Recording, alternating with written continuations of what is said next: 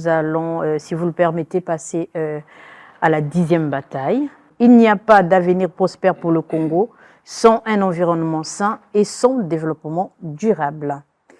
Nous avons en tête le sommet des 3 bassins qui est en phase des préparatifs. Nous avons la récente visite du président de la République en France, où il a pris part à la rencontre de haut niveau sur ces questions-là. Et nous avons plein d'autres questions qui concernent donc ce domaine. Oui,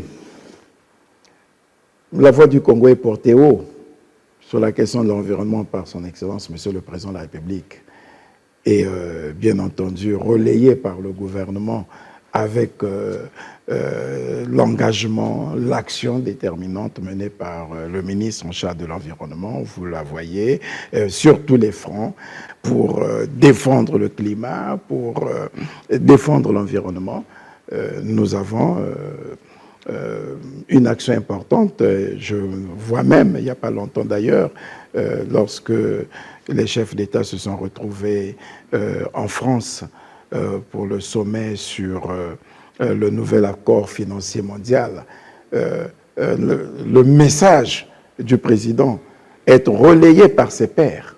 Nous avons suivi le président sud-africain, nous avons suivi le président Lula, relayer le message du président de la République sur les énergies renouvelables, sur le déficit énergétique dans les pays africains et sur l'architecture financière internationale, mais aussi de redéfinir d'autres modes de partenariat qui nous amèneraient désormais de l'aide publique au développement à un partenariat pour le développement mondial, de sorte que ceux qui sont les grands pollueurs acceptent de soutenir les pays qui préservent l'écosystème forestier, qui préservent la biodiversité, les soutenir pour le développement de leur pays, en échange de quoi nous continuerons justement à préserver cet écosystème pour le bien de l'humanité. Donc, il y a un message important du Congo qui est écouté. Ce même message, le président l'a encore porté parce que nous parlons de l'organisation du sommet des 3 bassins en octobre, dans quelques mois, y compris le Brésil, s'agissant du bassin de l'Amazonie, qui a adhéré à la démarche du président Denis Sassou Nguesso. Et on peut dire que, tel que nous l'avions dit, accompagner le président dans ses efforts de champion de la défense de l'environnement, de la défense du climat, le gouvernement, aux côtés du président de la République, joue son rôle. Et nous pensons qu'il s'agit là aussi des engagements que nous avons pris, qui sont presque acquis, sinon pour certains d'autres, en cours d'acquisition.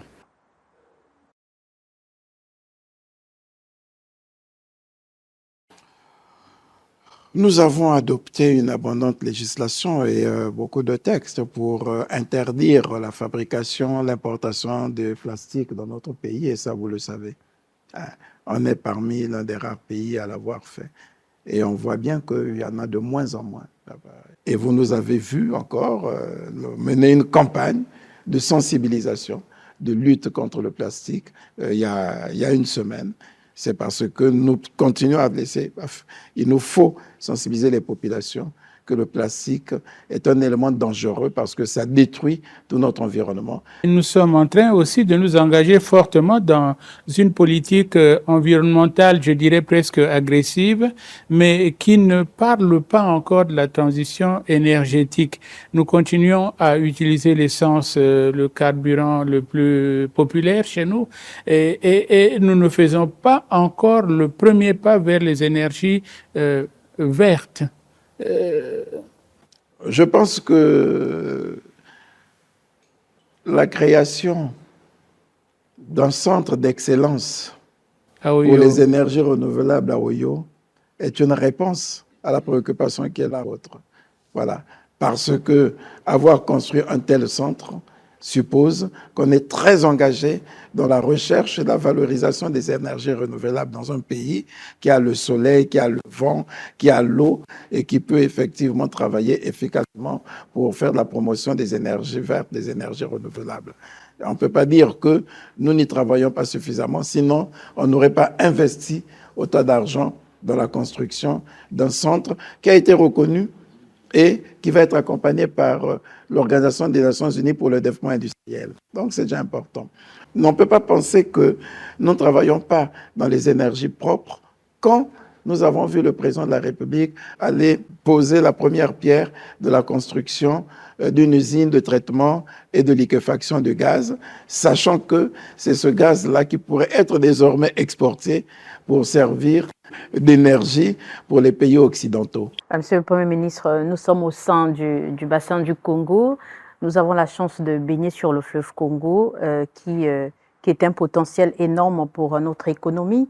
Mais il se trouve que ce fleuve Congo ne remplit plus trop bien son rôle en termes de navigation des personnes et des biens, parce qu'envahi par des bancs de sable. Et cette situation dure déjà plusieurs années. Est-ce que vous avez une politique pour y remédier? Un accord en partenariat public-privé a été conclu avec une entreprise qui se chargera désormais du dragage en permanence du fleuve. Et vous avez vu le ministre des Voies navigables venir du Japon. La clé des projets de partenariat pour des sociétés qui devraient nous favoriser la navigabilité sur le fleuve.